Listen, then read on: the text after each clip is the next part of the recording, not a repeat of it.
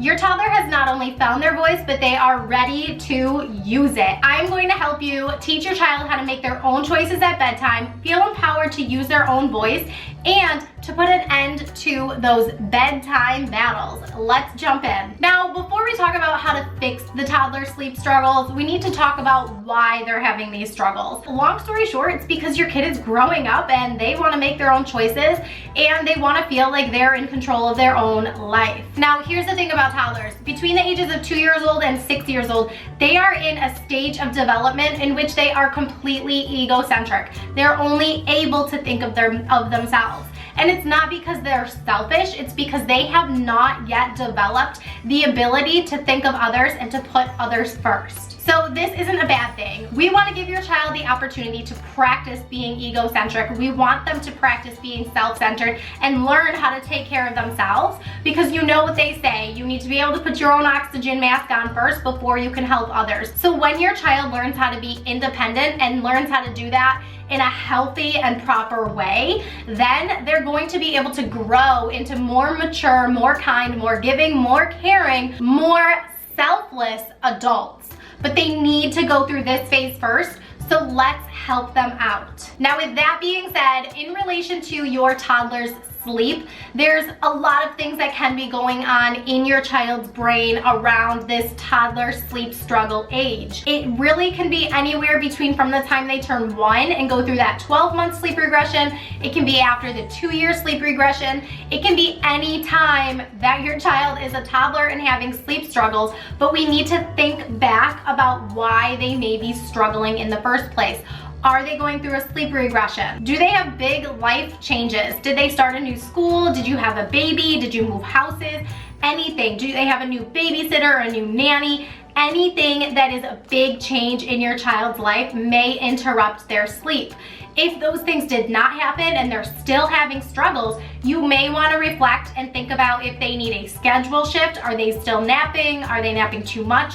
Not enough? Is bedtime too late? What might be going on with their schedule? And here's the doozy. A lot of times toddlers have sleep struggles because there's a lack of structure and there's a lack of discipline and predictability in their day-to-day life. Now, we'll jump more into the structure and the discipline in a little bit, but I wanted to talk about some basic ways that you can help your child through these toddler sleep struggles. I mean, the first thing that you can do is just ride it out. If this is a sleep regression, there is nothing that you can do. You need to just ride it out and let your child still be on their same schedule, offer them naps and bedtime at the same time, and make sure you keep waking them up at the same time every single day. Sleep regressions will pass. If you stay consistent and it's not a sleep regression, then we jump to the next option, and that is changing their schedule. If they're still napping, the first thing that you're gonna wanna do is make it shorter. That does not mean to completely drop the nap yet. Now, if your child is maybe like 4 or 5 years old and they're still napping, if you have a high needs sleeper, they may still need more sleep than another child who's the same age as them. But I don't want you to just drop the nap cold turkey and just be done with nap. You want to make sure that your toddler is having between 1 and 3 hours of daytime sleep. So this could be a 12-month-old having a 3-hour nap every day, and it can be a 3-year-old having a 1-hour nap every day. But you want to make sure that in total, they're getting 11 to 14 hours of sleep in a 24-hour period.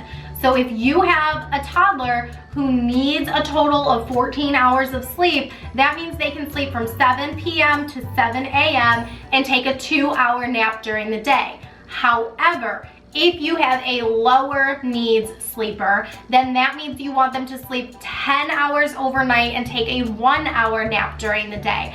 I am not a fan of dropping toddler naps until they're more preschooler age, between 3 and 4 years old. That doesn't mean that as soon as your child turns 3 years old that it's time to drop the nap, but it may be time to start phasing out. That's a video topic for another day. If you know for sure that your toddler does not need a nap anymore, I want you to watch this video next, all about transitioning from nap time to quiet time. Because even if your child is not napping anymore, they still need quiet time. They still need a break. That's in this video. Check it out next. So I'm not gonna dive deep into that topic in this video. Another thing that you can do to get through these toddler sleep struggles is to read books, to talk about it, and to be patient. Now there are so many books out there about toddler feelings and what toddlers can use their hands for. There's a book, Hands Are Not for Hitting. I'll pop some thumbnails over here. There's Teeth Are Not for Biting, I'm pretty sure is called. The Way I Feel is a really good one. There are so many books that pertain to toddler feelings. There's a lot of books that you can read at bedtime or even just throughout the day, maybe at nap time, maybe after nap time, and just talk to your toddler about feelings and what they are feeling and that it's okay to have those feelings.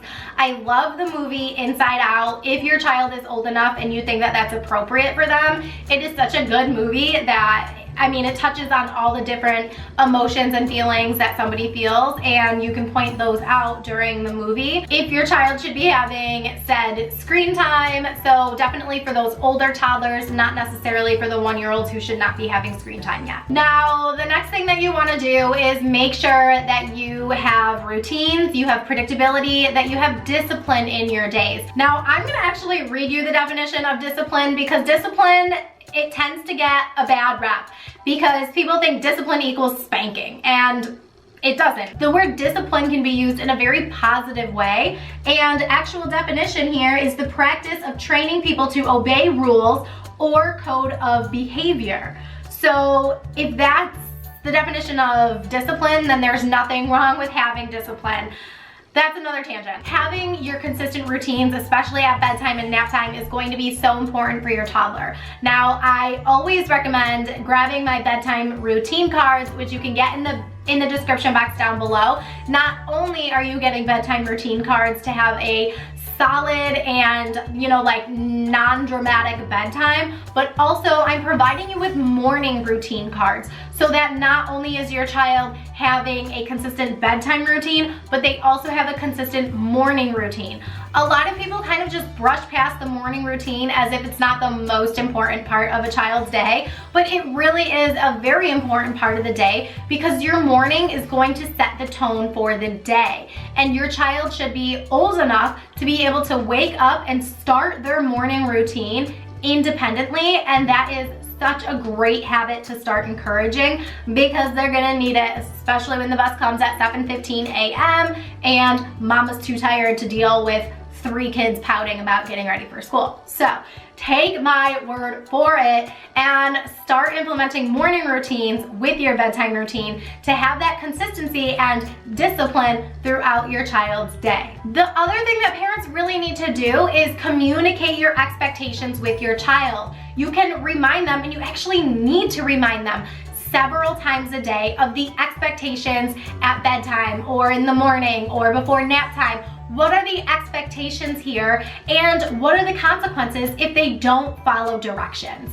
And it's simple as that. There needs to be consequences if your child is not obeying the rules. As much as parents are trying to really foster this positive parenting trend, I'm gonna call it a trend here, we can't always be our child's best friend, and we shouldn't be our children's or child's best friend because they're gonna go out in the real world, and that is not life. There are consequences to not following directions. There are consequences to being late for work. There are consequences all around us, and if we're too afraid of upsetting our toddler because we don't want to give them consequences if they're not listening and they're not behaving at bedtime, your child is going to continue to walk all over you, and they are never going to learn to respect you. And I say this with tough love, but it's just a part of parenting. And yes, it is hard to discipline our children in a negative way, but sometimes we need to tell them, you're not following your bedtime routine cards. I'm gonna tuck you into bed and I will see you in the morning. Or I'm gonna tuck you into bed and I will come back and kiss you when you are sleeping. I will come back and kiss you when you are laying quietly and calmly. Whatever way that you need to communicate with your child that it is time to follow the rules, it is time to follow the rules. On the flip side of that, it's important to have a reward system. Yes, we want to reward our children when they are making great choices, catch them being good. And you can use my sticker chart system here to reward your child in the morning after they've had a great bedtime routine, a great night, sleeping through the night in their own bed, and really rewarding their successes. Now, the last thing that I want to say here is to just put your foot down and follow through with whatever you tell your child, because if you give them empty threats, they're seriously always going to know that you're giving them empty threats. And that means, you know, if you're gonna say, I'm gonna take your iPad away tomorrow, take the iPad away tomorrow. If that's not something you want to take away from them, then give them a different consequence, but follow through. You have to stick to it. Kids learn through repetition, and I know that when you stick to a plan and you stick to expectations and you stick to what you tell your child is going to happen next, everything is going to become more calm, your bedtime routine is going to be less of a struggle, and you're going to be able to enjoy this time with your child instead of dreading it. Now, don't forget to grab the bedtime routine cards in the description box down below, and keep blooming. Mwah.